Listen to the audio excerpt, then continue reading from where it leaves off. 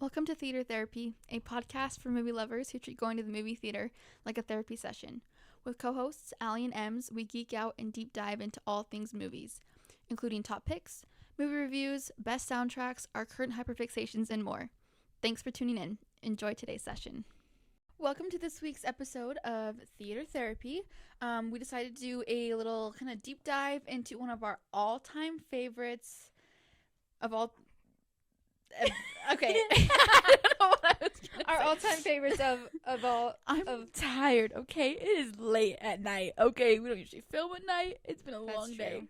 Back to We're going into Dirty Dancing tonight, so let's get into it. It's quickly become one of our all-time favorites. Yeah, we had never seen it until last year. And I watched it first. Absolutely obsessed. Did you only watch it once before I watched it with you? Yeah, Okay. I watched it once. I loved it so much I almost started it over that same night, but it was already late at night. So I was like, oh wait. And then I started telling you about it literally the next day that I. And what's funny is that morning. if somebody, I'm weird. If somebody passionately wants me to watch a movie, and they're certain that I'm gonna love it, it almost makes me want to not watch it because I'm really stubborn and I don't want them to be right. Mm-hmm. But I was like, she didn't sell it too hard, so I was like, okay, yeah, I'll watch it, whatever. And I went in But it did take you a week. It took you a week from when I watched Did it to it? get you to watch I it don't with me. remember that. Because I watched it on a Friday night or a Saturday night. And we didn't watch it the next weekend. Yeah, and it was the next Friday. And I had mentioned it to you, said it's right up your alley, great music, there's dancing, it's very fun, the main guy is very sexy, you know? Yeah. And I think I had started playing the music around the house Oh, too. yeah, you did a little bit. But I didn't really say much else other than you gotta watch it sometime and you should watch it with me. And then it was the next Friday you just came home from work and you're like, all right, let's watch this movie. And I was like, yeah. really? I thought you it'd had be played months. the music. Yeah. That it got me more in the mood because I got the vibe of it a little bit more. You know what I mean? Because I had no idea what it was about either. I know. It's It just just one of those. It wasn't like we had avoided it on purpose. It's just we hadn't ever watched it. Yeah.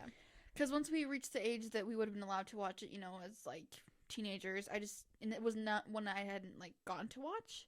Yeah. And so but then I just I forgot about that you watched it a whole week before I even watched it. And I was surprised it took you that short of time to agree to watch it. Honestly, same. I'm pretty stubborn, so. You normally will fight me tooth and nail. I mean, it took me years to get you to watch a Marvel movie. I know, because I hate for people to be right about it. And this was another case of that. We watched it, and that first time I watched it, I was like, oh crap, this movie's really good. Yeah. Well, and then that kicked off us watching it. We watched it Friday night, right?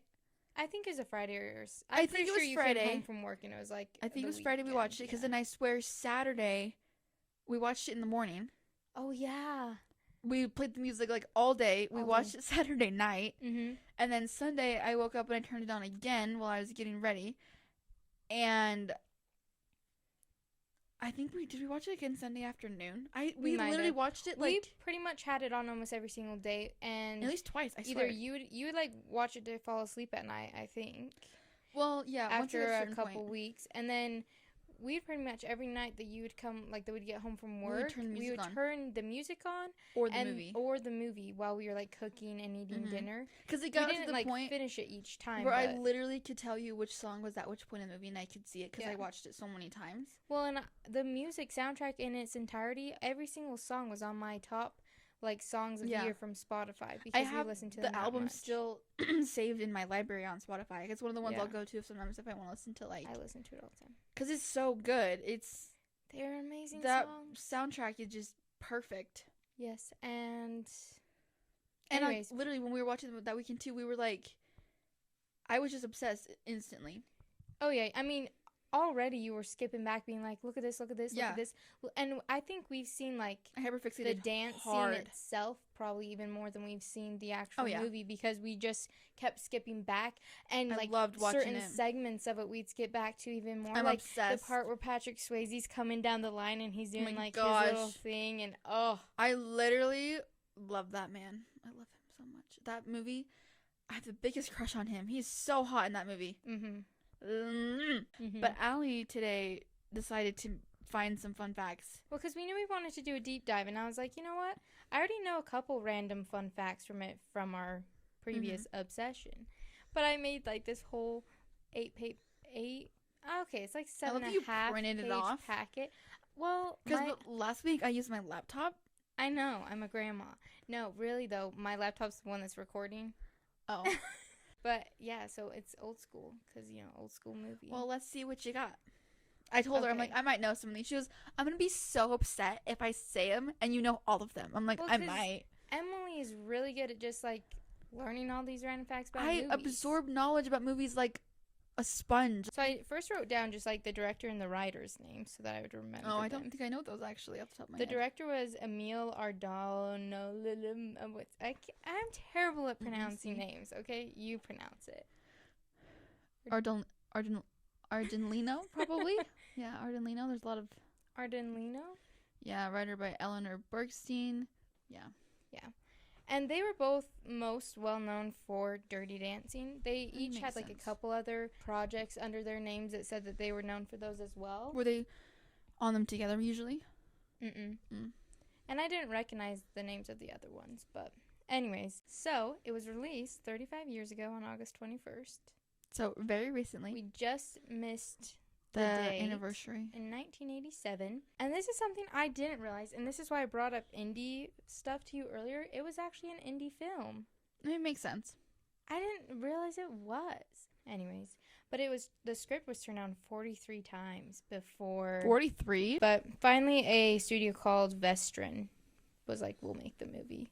Interesting. So, I mean, it makes sense. It was kind of an interesting storyline to be picked up for the time period that it's in. Because, I mean, politics are very different. Movie industry was very different than it is now. So, it's not surprising that a script like that would be turned down. I mean, kind of makes sense. But, yeah, so it was turned down a ton before it was actually picked up. And then once it was picked up and they were, like, filming and stuff, they almost changed the name to I Was a Teenage Mambo Queen. Don't drink while I'm telling you things. You can't spit out that on the microphone. I didn't almost spit almost on your feet, but I was almost a what? I was a teenage mambo queen. And you want to know why? They also, instead of just calling it Dirty Dancing while they were filming, they called it Dancing Film Productions so that the resort they were filming at didn't think it was a different type of dirty dancing. And that was also why they almost changed the name because people were like, Dirty Dancing, this sounds like some, you know.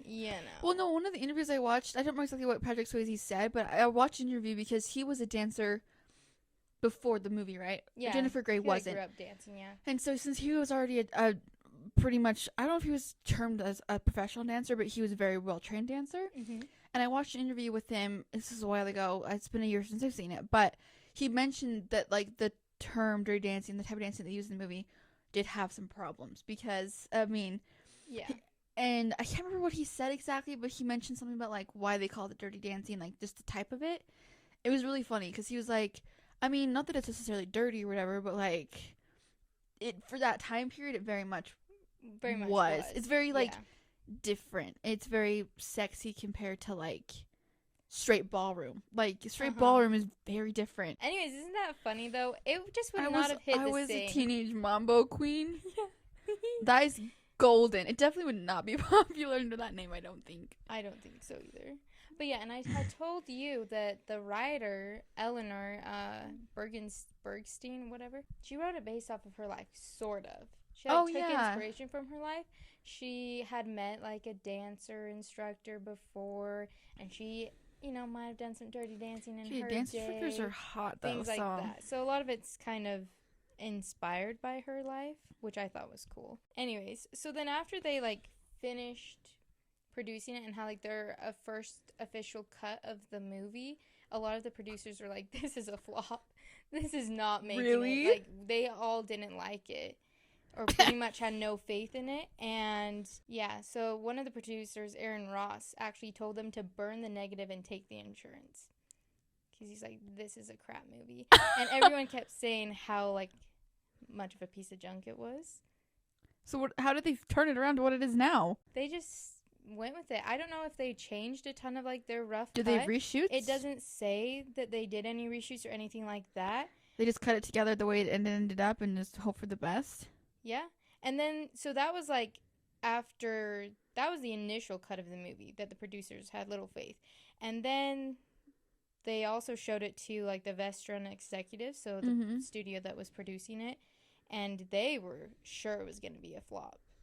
And they showed it to a small group of people, you know, kind of did like some test shows, I guess. Well, yeah. And 39% of the people didn't even like gather from the movie that the abortion was part of the subplot. Like, they didn't gather that because they actually never even say abortion. They don't. In the movie. I mean, actually, to be fair, I think the first time I watched it, I wasn't paying attention to that, to be completely honest. I mean, because it is a subplot.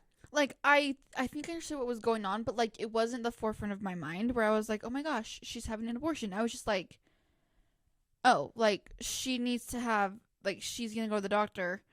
Baby's gonna step in for her while she's not there. Pretty much was, like, in simple terms. Yeah, kind of. I don't think in my mind I was like, yeah, I guess I don't think I was thinking about it. But I guess I can see why some people would be like, wait, what? Well, see, me watching the first time, I was like, this movie's, like, has an abortion in it? Like, wow, I've never seen a movie. Because I wasn't expecting it, to be honest. Yeah. I mean, a movie filmed in the 80s, set in the 60s, have an abortion in it is really unprecedented. Very different. But anyways, most people who watched it didn't, or I guess that's not most, but 39% of them didn't notice. The producers actually, like, they tried to start securing a corporate sponsorship to help, like, with the movie, and they're like, you gotta take the abortion out. But like, how do you account for what goes on then? Right, though? that's what Bergstein, you'd the have writer, to reshoot it. Like, everything will fall apart. We can't take it out. Like, that's the core of the movie. That's the whole. That's the main conflict. Yeah, like, that's the whole reason that she, you know, takes over for dancing, and that's literally the conflict. That's literally the purpose. And by the time that they had said that, it was like so far into it, so she was like, "There's no way." Yeah, you'd have to rewrite the script. You have to do a ton of reshoots. Yeah, but anyways, it went on to earn $214 million at the box office. Dang. After they all were like, "This is a flop. There's no way this is going to." For the 80s, that's good. Okay. It had 12 wins and 6 nominations that it didn't go on to win. So 18 total? Wow. Yeah. And I'll just read some of, like, the bigger wins. So they did win the 1988 Oscar for Best Music/Original Song. Guess which song? Well, probably Up at the Time of My Life. Yeah. And that was an original song written for the movie. Yeah, I know that. Everybody knows that. Okay, shut up. I didn't know that. You didn't know that? I assumed, I guessed, but, like, I don't know. I don't know these things. I don't know if it's actually written for the movie or not. Original soundtrack from the Western Motion Picture. And then on the back, literally, love theme from Dirty Dancing, I've Had the Time of My Life, performed by Bill Medley and Jennifer Warnes. They wrote it for the movie. I've never read my record, okay? It's on Spotify, too, honey. I never read the details. Whatever. I just listen to the music. Or the credits of the movie even have that on there. Or, you know. They do? Yeah. Or, like, everybody in history knows that that song became popular because of the movie. Well, I guess not everyone. So if I knew that before I watched the movie. If you didn't know, you do now, because we're educating you. Okay, I was just not aware, right? I like, guessed, but, like, I'm like, I don't know. I never looked it up for sure. Okay. And then they also were the 2008 winner for the TV Land Award, Movie Dance Sequence You Reenacted in Your Living Room. The same I Had a Time in My Life sequence. I mean, that is very iconic. It's in a lot of movies now, so. It is. Which, they actually didn't even choose the song I've Had the Time of My Life. Like, they had it, right? But they didn't choose it for the last dance until the night before they filmed the dance. Because they weren't sure which way they wanted to go yet. I mean, you'd be surprised, but actually for a lot of movies, like in Bridgerton, for example, all the dance sequences that they dance to, they're not dancing to the songs that are playing in the episode. Oh, yeah, I know that. For a lot of movies and stuff, they'll choreograph a dance to one that's in similar tempo, and then later on in post-production, they add in a song. And choose one. Yeah, I mean, during the 80s, it would have been a little bit differently because post-production would have been different than it is now. So they probably did need to actually record with the song, you know, playing. Mm-hmm. But they probably, they would have been rehearsing with just one that would have been in similar tempo. So, not surprising that they picked it the night before. Actually, they never rehearsed The Last Dance. They didn't. That was one of the fun facts. The first and only time Jennifer Grey did the lift was in the scene for the last dance. Practicing the lift and practicing the dance is different. No, they didn't rehearse like the dance as a whole either. That's what it says. What do you mean? We'll get to that. No, you can't just say that and then not tell me. So what do you mean? Let me flip to it. Oh my gosh. She's trying my patience with these damn papers. I was gonna tell you that last. Well, now you're telling me now because now you've piqued my interest. So, how do you find anything in this packet? What the heck? I remember the order I put it in. Let me see. This is such a wild episode. Oh my gosh. Okay, just keep going. So, the final song was chosen the night before the cast and crew shot. We just went over that, okay? And Jennifer Grey, talked about nailing the final lift in her 2022 memoir that she wrote. Oh, yeah. And what she called it, Out of the Corner. And that's a really clever name. Yeah, I get it. Okay. Anyways, so she says she held off doing the infamous move until they filmed the climatic final dance scene. And she said, I only did it on the day I shot it. The actress revealed that she never rehearsed it, never done it since, and she never would practice the lift. She was too scared. Okay, but they literally have a whole scene of them in the water practicing the lift. That's different. That's in the water, and it's a way different. She never did. And in the water, he's just, like, pushing her right up. Okay, but it's still practicing the lift, but whatever. Okay, I mean, technicalities. You know what I mean. They didn't actually but that doesn't say that they didn't practice the dance, though. There was somewhere else I read that, okay? You literally sent me a TikTok today for practicing the dance with the dance guy. Not Practice Swayze, but with the choreographer. Okay, that portion. They did the same dance throughout the whole movie. I'm saying they didn't practice the end scene. Okay. In its entirety? Yeah. Until shooting it. Obviously, I mean, they pretty much do the same dance the whole movie. It's the same dance, right. I forgot okay? about that. So that's all there. But they didn't, she didn't practice the lift on, ground in the movement of it. I mean, yeah. In its entirety. I don't think I'd want to. That lift is scary. Yeah, she also says... You literally could fall on your head and die. Okay, yeah. This is if really your fun. balance isn't good. Listen to this, okay? Okay, go for it. I would never practice the lift. I was too scared. The day you see me do it in the movies is the first time I do it.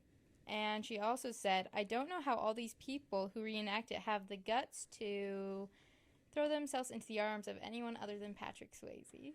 I don't think I could do it unless it was with Patrick Swayze, to be honest. I mean, Ryan Gosling did it pretty well in whatever that movie's called with Emma Stone. La La Land? No. They don't do it in La La Land. They don't do it in La La Land. They do it in...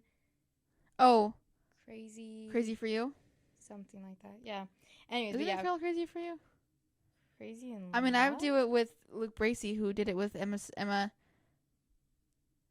in Holiday. Oh. Luke Bracey and Emma. He ends up dropping her. I guess. Doesn't he? Because her top breaks open. Oh, yeah. And then she collapses on him. It's not really his fault. He was holding her up. That's true. He's yeah, hot. Patrick Swayze would be They'd be the best one. Well, because he's got a dancer's body. He's literally built to lift dancers up like that. I mean, you know. Yeah, it's Patrick Swayze. Yeah, so she also said, what you see between us in that scene was also real. Real gratitude, real respect, real care. If that's not love, what is?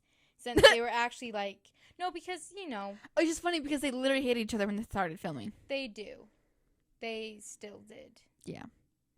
But, you know, they've bonded at this point a bit, and they just nailed Mainly the scene. because the age difference, he thought she was pretty immature. At least that's what reports have said. That, Yeah.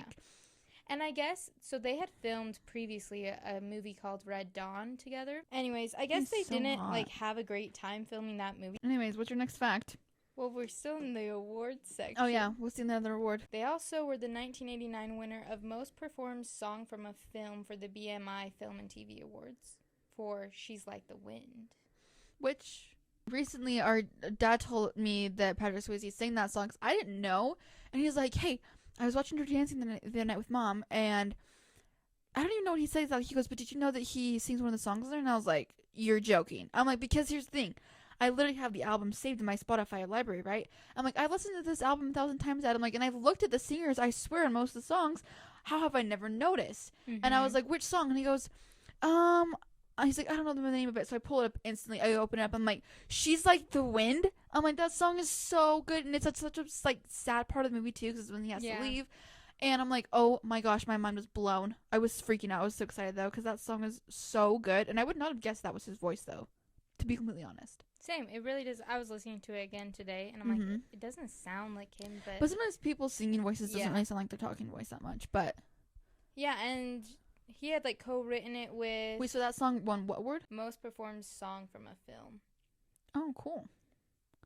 So, yeah, he had co-written it, and they were, like, the producers at some point said, oh, we need, like, another song for, like, this portion or just something else. He was like, I have a song, and... They were like this. It turned out perfectly, and they felt like it was almost as if it was written just for that movie. But yeah, it fits in that sequence perfectly. Like, seriously, it's perfect. And then they also won the 1889 ASCAP Film and Television Music Awards for Most Performed Songs for Motion Pictures for Hungry Eyes. And they won the Most Performed Songs for Motion Picture Award for... I've Had the Time of My Life as well. Yeah, I would say Hungry Eyes and I've Had the Time of My Life are probably the two most popular songs out of that movie. I would agree. Because I've heard Hungry Eyes probably just as much as I've heard the other one in terms of, like, before I watched the movie. You know what I mean? Like, as far as, like, popularity. Because, like, if you tune into, like, an 80s radio station, they're playing... Yeah. Hungry Eyes is one of the ones that you hear a lot, I would say. So I would agree, for sure. That song is so good. I seriously could turn that up on repeat and just blast. It's such a bop. So they also won the 1889 American Music Award for the soundtrack to the film.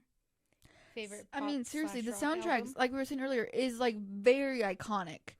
A lot of very just, like, good songs, really. Yep. We'll keep going. And it also was nominated for Golden Globe for, like, the best motion picture. Did it win that one or no? It didn't. It was just nominated. I did think it was cool that it got nominated, especially being, like, an indie film that they thought would be a total flop. I mean, I don't think they anticipated... clearly, they didn't anticipate this movie to be a huge hit, but it... No. And then Patrick Swayze and Jennifer Grey were both nominated for a Golden Globe for Best Performance by Actors/Actresses in Motion Pictures. Wow. Neither of them won that award, but they were both nominated, which is crazy. So after all that, and, you know, they're like, this is going to be a flop and stuff, it also went on to become the first film to sell more than 1 million copies for, like, a home video. Wow. Yeah. Which is insane. That's 1 million VHS tapes right there. I know. Okay, what's your next one?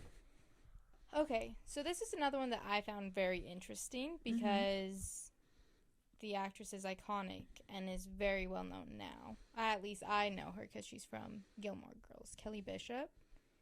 She's the mom. Oh, yeah. Yeah. She is I see she's very well known. She's in a lot of stuff. Yeah, so Kelly Bishop plays Baby's mom in the movie, but she wasn't originally casted to play Baby's mom. Was she originally cast for somebody else in the movie? Yeah. Originally, an actress named Lynn Lipton was supposed to be the mom, and she filmed, like, the first week she was on set. I don't know what else she's been in. I didn't look up any of her stuff, but it did sound familiar. Anyways, she was there, and actually, if you watch the first clip or so of the movie, you know, right when they drive up, not in the first scene where it's, like, in the summer of 1963. Oh. But when they're, like, driving right into the thing and the bag boys are coming to help them, if you look, you can see the hair is actually more blondish, and that's actually Lynn Lipton's hair. Because she was there for that. And she got ill, though, that first week and couldn't continue filming.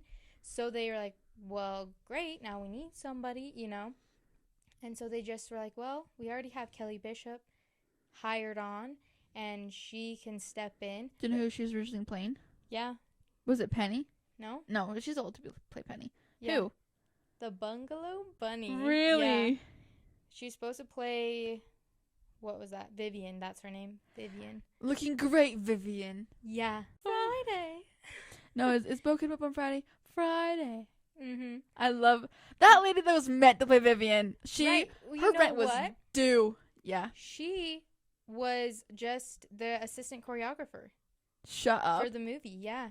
I mean, she can move. Those scenes with her dancing Patrick, she's... so much sense, because when she's dancing. Okay, with but him she and stuff, she took over the screen though when she Yeah. did that. Like and her I'm like, parts. how crazy! You're not even an actress, or maybe she was an expiring actress. I don't know. I mean, to be honest, most people who are in any sort of a performing capacity, they can kind of yeah, toss around or whatever. it's And she not doesn't that. have a ton of speaking parts or anything No. like that.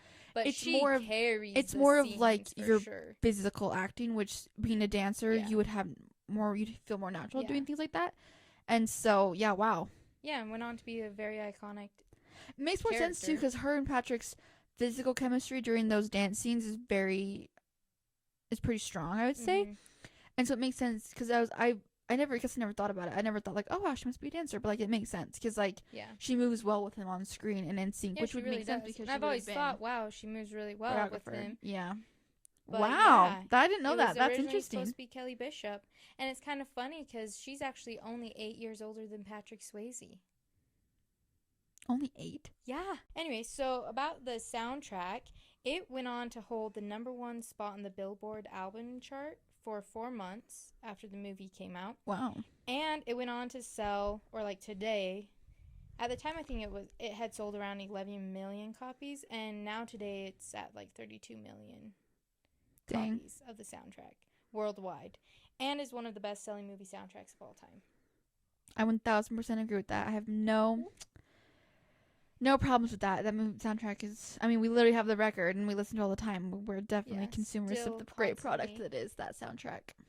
Yeah, so the people that they got to sing I've Had the Time of My Life, Medley and Warrens, they were supposed to represent adult versions of Johnny and Baby. Mm-hmm. So they kind of, try to emulate that.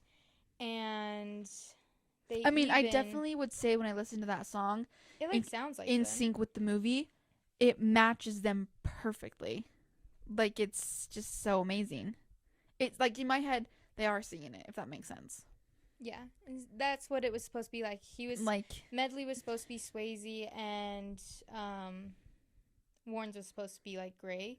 And they even, when they recorded the song together, they were together in studio. Whereas, you know how occasionally they'll record separate, but they recorded it together in studio, and they had the movie and that scene playing like in the studio so they could watch it.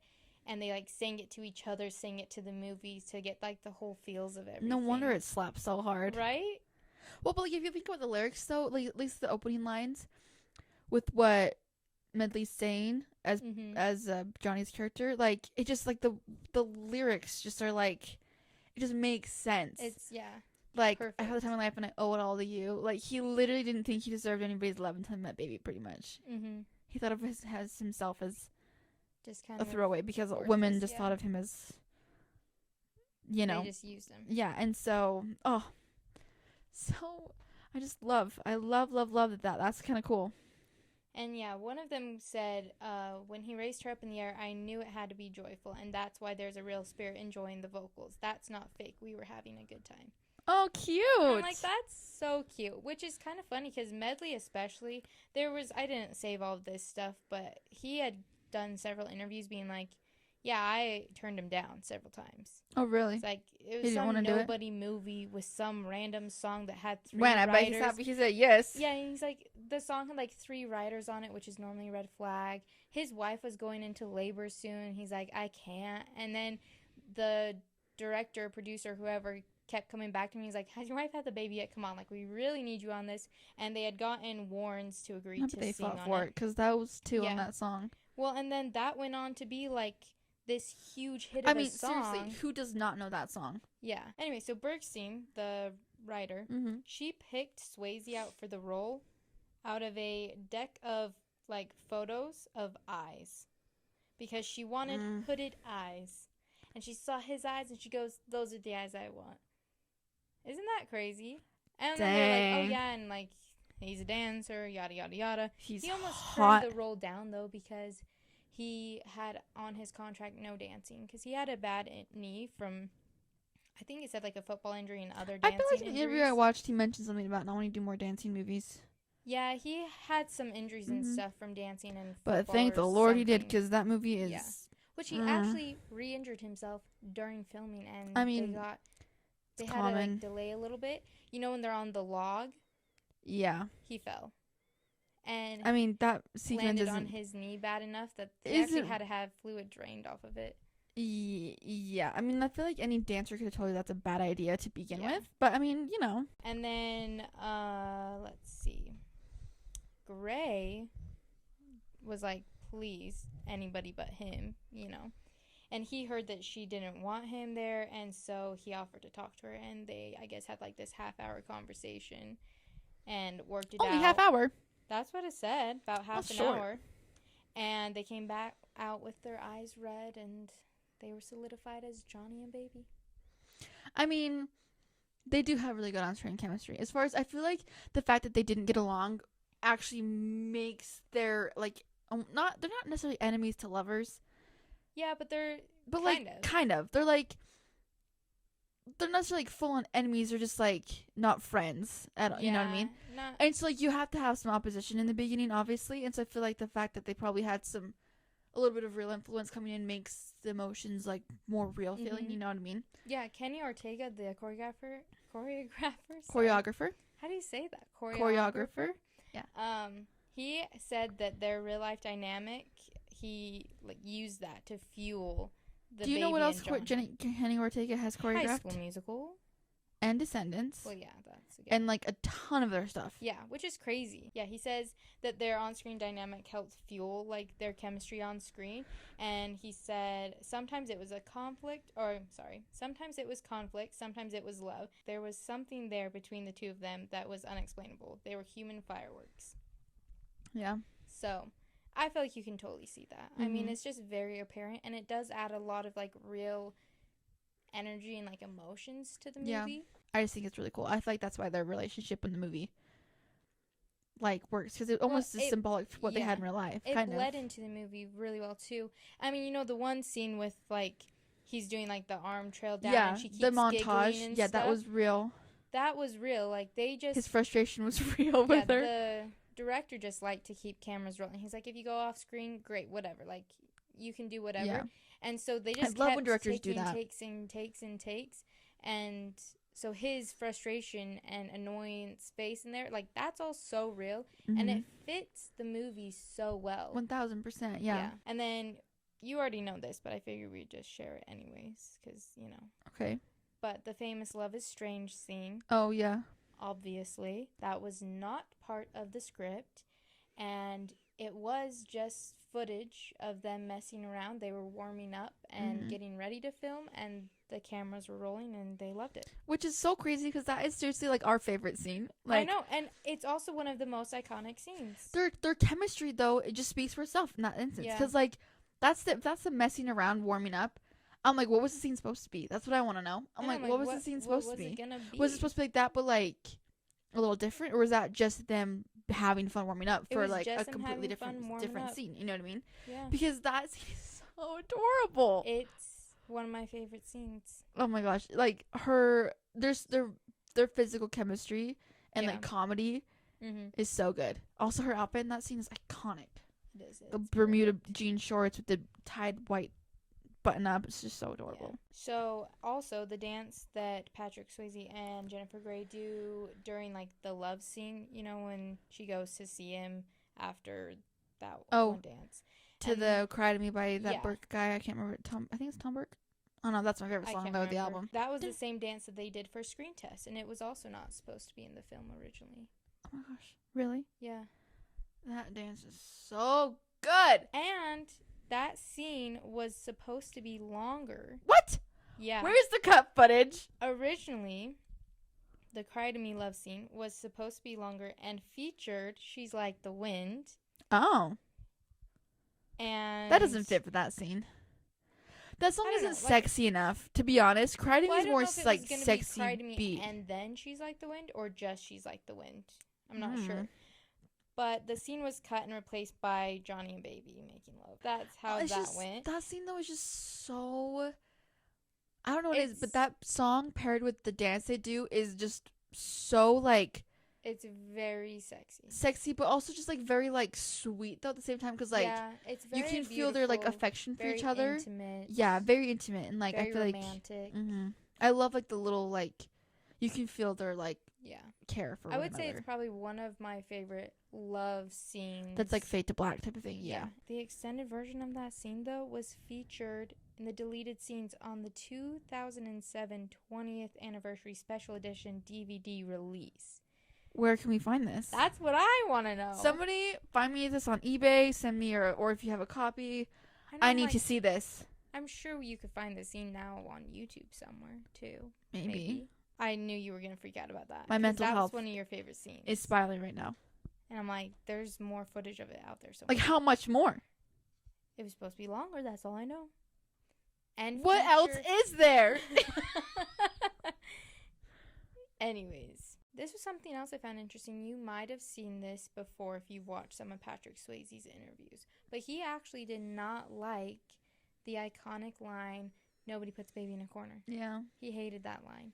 It wasn't until he came to the realization of the meaning behind it and hyped himself up to it that he was able to deliver it, and then was like, okay, fine, it works in the movie. Mm-hmm. But he wanted it out of the movie. He was like, I will do anything to get this cut, pretty much. Well, which is interesting because that's very iconic. Mean, to be fair, to give him some credit, the fact that they did name her baby is kind of weird in and of itself. And then for him to have to say nobody puts baby in a corner. I mean, it is kind of a weird line if you think about it. Out of context. So, I mean, to give him some credit, the line is a little weird out of context. Yeah, it is a little weird. I feel like it only makes sense when you're watching the movie, to be completely honest. And, you've seen the movie, you know what's going on. Even then, I'd heard the quote before. Mm-hmm. I didn't realize it was from Dirty Dancing. And when I was watching the movie for the first time, and I remember you telling me this. Into the room, and he goes, nobody puts baby in a corner. I screamed the first time I watched it. I was like, this is what that's from? But anyways, I thought that was really interesting. And that quote was actually voted number 99 on a list of 100 for the American Film Institute of the top movie quotes. Wow. Yeah. Anyways, to end it off, Swayze was offered $6 million to film a sequel and reprise his role as Johnny. $6 million? Yeah. But he said no because he doesn't like sequels. Some people don't even get that nowadays for a role. I know. Isn't that insane? But it was such a huge breakout movie of the time that they were like... $6 million. That's what all the numbers said, yeah. Wow. I'm actually speechless. And you have heard they're making a sequel now. I know, but he won't be in it. Yeah. Yeah, she'll be in it. She'll still play the character Baby. What is going to happen in the sequel, though? Supposedly, I have no idea. Supposedly, and apparently, I've never been on live television before. Supposedly, Aly doesn't know what the heck's going on. No, so I read, I was deep diving into the crevices of the internet today, and something I came across was do Baby and Johnny stay together, and what happens to them after Dirty Dancing? I kind of doubt they stay together. And it says be honest. That they split sometime in the future. So well, they weren't gonna be forever. Let's be honest. They were a summer fling. They don't have what it takes to make it last. So what would they make her be with? Some rando? I have no idea what the plan is. Neil. Surprise! Her and Neil Kellerman got married, and now she runs the resort with him, even though he's a weasel and a little idiot. But yeah, it was supposed to come out this next Valentine's Day. But really? It's actually been pushed though to They've already filmed it? 2025. I don't think so. Oh. But it's been pushed to 2025. Then they probably haven't filmed it because there's no way they could. Now, welcome to a very special sequence of the show called Me Testing Emily on Dirty Dancing Quotes. Yeah. So I found 60 quotes. 60? 60. We've been already in here for an hour, and I want to go to bed. It's 9:50. 60? We don't have to do every single one. Just that's the list I found. 60? Oh my gosh. Yeah, 60 plus. Plus? I don't know if there's a plus sign, actually, to be honest. Well, let's get going. Rapid fire. Yeah, we'll do rapid fire. I'll stick to the shorter ones first, and then if we feel like throwing in some more. Let's preface this. I have not seen the movie in a little bit, so we'll see how much my memory holds up. Instead of being you quote it to me, yeah, I'm going to start reading the quote and either jump in and finish it, or tell me who says it. Yeah, jump in and finish it if you can, and then tell me who said it. Okay. So to start us off easy, that was the summer of 1963. You want me to keep going? Well, at least say the next line. Baby says that, but let's see. This is my 1963. She doesn't say that when everybody called me baby and didn't occur to me to mind. Yeah. Is it the next part? Yeah. Okay. Okay, next one. Okay. Where's my beige iridescent lipstick? Lisa says that. Yep, but last week I took a girl from Jamie, the lifeguard, and he said to her, right in front of me, what does he have that I don't? And she said 3 hotels. 2 hotels. Oh, is it 2? Dang it. This is really testing. Neil says that. Yep, Neil. To baby when they're out on the dock by the water. We're supposed to do the show in 2 days. You won't show me the list. I'm not sure of the turns. I'm doing all this to save your ass when what I really want to do is drop you on it. Let's get out of here. Yeah, it's Baby. baby and Johnny. Do you know what he says right before that? Before she says that? Yeah. Let me backward in my head. Let's see, turn, and whoop out. And then what does he say? Oh. Do you want me to just my brain's really tired. Yeah, what does he say? Like I know what he says, but like something you about trying to kill me? Oh yeah. Okay. I think she gets this from me. Is that their mom? Yeah. Right at the Marge. end when she's dancing. I want you girls to know, if it were not for this man here, I'd be standing here dead. Yeah. And that's Kellerman. I forgot his Max. first name. Max. You just put your pickle on everybody's plate, college boy, and leave the hard stuff to me. Johnny. To Yeah. Robbie. I carried a watermelon. Baby. Mm-hmm. Go back to your playpen, baby. You want me to finish it? It's Penny. Well, I don't know what comes after. Okay. I don't know if you're wanting me to finish it or want me to say who it is. I just expect you to jump in if you know it. Oh, well, I don't know what you're... I don't know. Okay, it's Penny, though. It's fine. You can just say it. But right before that, she goes, baby, is that your name, baby? Baby? Go back to your playpen, baby. I love Penny. Fight hard, huh? I don't see you fighting so hard, baby. I don't see you running up to daddy telling him I'm your guy. It's Johnny. Yeah. Oh, come on. You don't care about me. You wouldn't care if I humped the entire army as long as they were on the right side of the Ho Chi Minh Trail. That's Lisa. Yeah. So I did it for nothing. I hurt my family. You lost your job anyway. I did it for nothing. It's baby. Yeah. No, not for nothing, baby. Nobody has ever done anything like that for me before. You were right, Johnny. You can't win no matter what you do. You listen to me. I don't want to hear that from you. You can. I used to think so. Okay, your acting right now is giving me Trina Vega from Victorious 1000%. I have no acting skills, okay? Oh my gosh. Oh, come on, ladies. God wouldn't have given you maracas if you weren't to shake 'em. It's Penny. It's Ally's favorite line. I love that line. That line is so funny. You know, I finally met a girl exactly like my mother. Dresses like her, acts like her, talks. so I brought her home. My father doesn't like her. His laugh. That's that magician guy or entertainer, whoever. His name's Stan, apparently. Oh. Look at all this leftover food. Are there still starving children in Europe? Try Southeast Asia, Ma. It's baby and her mom. Yep. God, I'm so sick of this rain. Remind me to never take my honeymoon at Niagara Falls. So you get married in Acapulco. Yep. That's the line. Yeah. Lisa and the mom, Marge. You'd think they were a couple, wouldn't you? Oh, that is... Oh, what's his name? I forgot about him. It's Johnny's cousin. It just says Billy. Billy, yeah. Do you think if we came back for our 10th anniversary, it'd be free? Lisa. Mm-hmm. Talking about her and Robbie. My God, it's Cleopatra. I feel like such an ass. Stan! Yeah. Now that I know his name. It's his first real vacation in 6 years, Max. Take it easy, Marge. I have to say it. I'm known as the catch of the county. Is that Neil? Yeah. I didn't blow a summer Holland toast bagels just to bail at some little chicks who's probably balled every guy in the place. Robbie. Yeah, freaking Robbie. Johnny, what are you doing? Penny. Don't worry about Max. I'll tell him your grandmother died or something. She's like, how many times have you told me never to get mixed up with them? I know what I'm doing, Penny. You listen to me. You gotta stop it now. Like, the way she says it is so dramatic. Yeah. So dramatic. Let me see. I think that's pretty much all the random ones that you wouldn't just like get right off the bat. I got all those right off the bat. What are you talking about? Shut up. But yeah, so that was a very real look into our obsession of Dirty Dancing. Yep. Just a glimpse of how much we hyper-fixate on things. Yeah. That, I think, is a prime example. Yeah. Movies are just fascinating. There's just so much to talk about. I mean, a lot goes into making a movie, so. Yeah. It's cool to know, like, the behind-the-scenes stuff.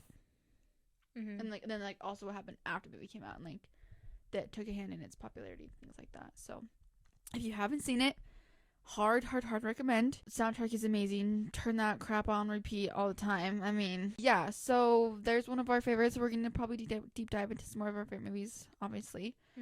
But that was our first, I think that was our first one doing just a single movie deep dive into it. So, which it feels right that being Dirty Dancing, because it was one of the ones that we fixated on together. So that we fixated on together and kind of solidified the idea of doing this podcast in my mind. Yeah. So yeah. Anyways, thanks for joining us. Tune in always on YouTube, Apple Podcasts, Spotify. We've got an Instagram and a TikTok. Everything's just at Theater Therapy. And we post every Tuesday. Yep. And if you have any questions, comments for us, either DM us, leave them down below on YouTube, anything like that. Any recommendations? We're always taking recommendations. Yep. Things like that. So, yeah, we'll see you next time. See you next time.